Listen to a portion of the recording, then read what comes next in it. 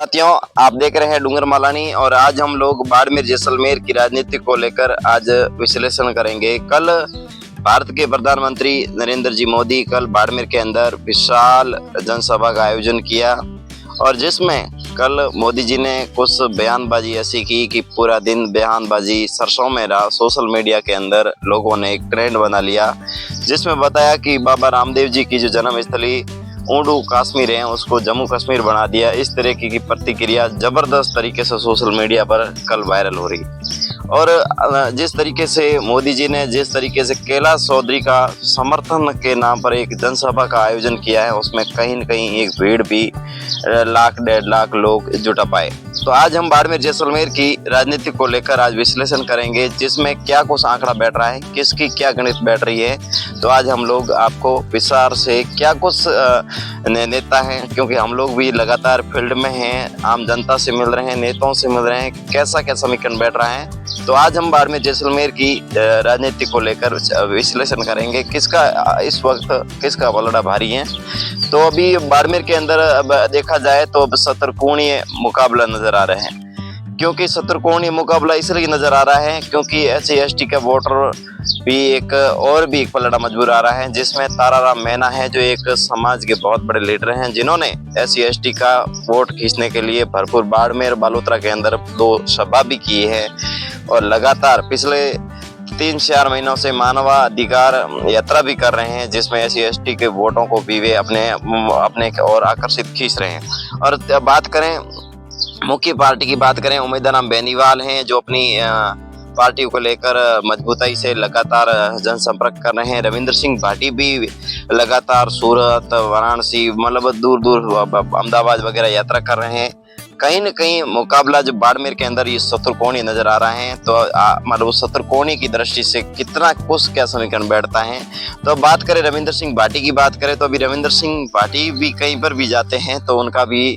जो लोगों का देखने का उत्साह है वो भी एक जबरदस्त है। क्योंकि जहाँ पर पार्टी का जहाँ पर कहीं पर भी कार्यक्रम होता है तो वहाँ पर हजारों की संख्या के अंदर लोग इकट्ठा हो जाते हैं, देखने के लिए इकट्ठा हो जाते हैं। क्योंकि एक सातर नेता जिस तरीके से उठकर अभी जिस तरीके राजनीति की एंट्री की है और रविंद्र सिंह भाटी के जो भाषण हैं उसमें देखकर लोग खुश होते हैं, जिनमें कुछ फसीट शब्द हैं और भी कई डायलॉग हैं, लाठा रया, ऐसे कई शब्द हैं जिसकी वजह से सोशल मीडिया पे अभी रविंद्र सिंह भाटी भी लगातार अपना ट्रेंड बना रहे हैं। कैलाश चौधरी की बात करें तो कैलाश चौधरी भी अभी लोग बोल रहे थे कैलाश चौधरी का कुछ मतलब वोट का नहीं है, परंतु जिस तरीके से कल बाड़मेर के अंदर नरेंद्र मोदी की जनसभा का आयोजन हुआ जिसमें कैलाश चौधरी का भी पलड़ा भारी नहीं कह सकते हैं। और उम्मीदवार की बात करें तो उम्मीदवार भी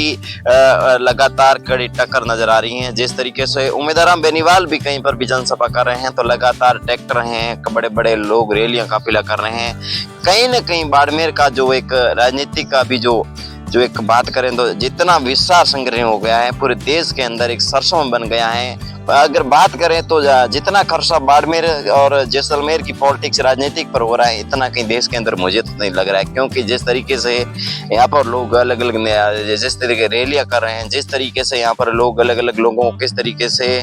कार्यक्रम को तैयार कर रहे हैं, अलग अलग झांकियां निकाल रहे हैं, कहीं न कहीं अगर छोटा भी प्रोग्राम करते हैं तो उसमें खर्चा आता है। तो जितना देखा जाए तो लोग इतना बुलाना, मेंटेनेंस है, गाड़ियों का पेट्रोल डीजल, लगातार बाड़मेर जैसलमेर के अंदर अभी बहुत बड़ा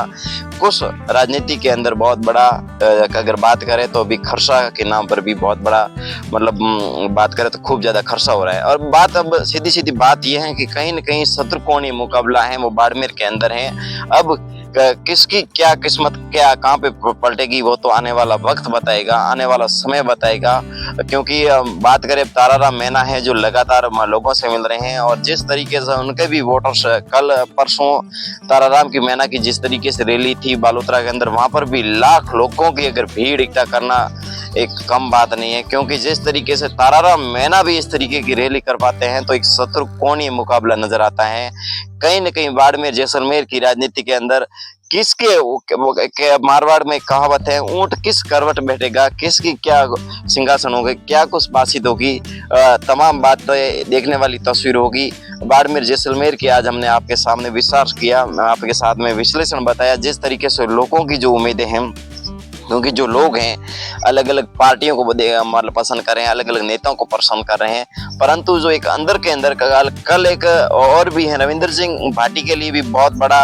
झटका लगने वाली बात है, क्योंकि बाड़मेर जैसलमेर के दिग्गज राजपूत नेता मानवेंद्र सिंह जसोल ने भी भाजपा का दामन थामा है। जिस तरीके से देखा जाए तो रविंदर सिंह भाटी के लिए भी बहुत बड़ा, कई लोग कल से एक सवाल किया जा रहा है कि जिस तरीके से नरेंद्र मोदी ने जिस तरीके से बाड़मेर के अंदर सभा की है, जिसमें रविंदर सिंह भाटी के वोट हैं जो टूटते नजर आ रहे हैं, क्योंकि रविंदर सिंह, अब बात करें उम्मीदराम बेनीवाल की, तो उम्मीदराम के बेनीवाल के जो वोटर्स हैं वो तो एक तरफ ही हैं, उनका वोट तो एक तरफ ही रहने वाला है। कहीं न कहीं रविंदर सिंह भाटी की जो बात करें, कल से जो एक बात चल रही है सोशल मीडिया पर, जो लोग बात कर रहे हैं, जिस तरीके से एक हवा चल रही है कि रविंदर सिंह भाटी को भी इस तरीके से मानवेंद्र सिंह जसोल का अगर बीजेपी के अंदर जाने से काफी कुछ नुकसान हो सकता है, क्योंकि जिस तरीके से अगर मजबूत बात करें तो मारवाड़ और जैसलमेर, मेवाड़, अपने बाड़मेर जैसलमेर के अंदर अगर मजबूत नेता मानवेंद्र सिंह जसोल अगर बीजेपी को अपना दामन थामना है तो कहीं न कहीं अपना वोटर्स है जो किस तरीके से वो भाजपा को और मतलब जुटा पाएंगे, ये तमाम तस्वीरें हैं, आने वाला वक्त बताएगा। परंतु क्या कुछ तस्वीरें हैं, किस तरीके से क्या कुछ गणित बैठ रही हैं, ये आपके साथ में अब आने वाला 4 तारीख को है और 26 तारीख को मतदान है। अब 4 तारीख को जिस तरीके से काउंटिंग होगी वही उसकी पेटियां खोलेगी जिसका किस्मत होगा। परंतु बाड़मेर के अंदर एक शत्रुकोणीय मुकाबला है जो बड़ा रोमांचक देखने वाला नजर आ रहा है। कहीं न कहीं बाड़मेर के अंदर जिस तरीके से अभी अगर देखा जाए तो जाति समीकरणीय वोट हैं वो जिस तरीके होते नजर आ रहे हैं, क्योंकि सब लोग अपने कैंडिडेट हैं, क्योंकि जो नेता भाई जा रहे हैं बाड़मेर के अंदर अलग अलग कास्टों के, अलग अलग कॉन्टेस्ट के लोग, नेता लोग आकर अपनी समाजों को बैठक कर रहे हैं, अपनी समाज को समझाइश कर रहे हैं कि हम लोग आपके समाज के पदाधिकारी हैं, हमके पास में ये जिम्मेदारी है, क्या कुछ जिम्मेदारी है। और भाजपा के अंदर भी अगर बात करें तो कई बड़े बड़े दिग्गज नेता आ रहे हैं, मुख्यमंत्री भी लगातार तीसरे चौथी बार आ गए हैं, प्रधानमंत्री देश के मोदी जी भी आ गए हैं, कई अभिनेता भी आ रहे हैं। कहीं न कहीं बाड़मेर के अंदर अगर कई बात की जाए तो बीजेपी को भी हम लोग कमजोर नहीं कह सकते, क्योंकि बीजेपी का भी बहुत बड़ा एक पलड़ा है वो भारी है, और शत्रुकोणीय जो मुकाबला है बाड़मेर के अंदर, अब राज तिलक किस तरफ बैठता है वो आने वाला वक्त बताएगा। हम आपके साथ में लगातार हमारी जनता से, आम पब्लिक से, आम लोगों की क्या समस्या है, हमारे चैनल पर हम लगातार जनता से मिल रहे हैं, आम नेताओं से भी मिल रहे हैं, उनकी समस्या क्या कुछ है हमारे आपके चैनल पर डूंगर मालानी पर चल रही हैं। तमाम साथी इस वीडियो को शेयर करें। धन्यवाद।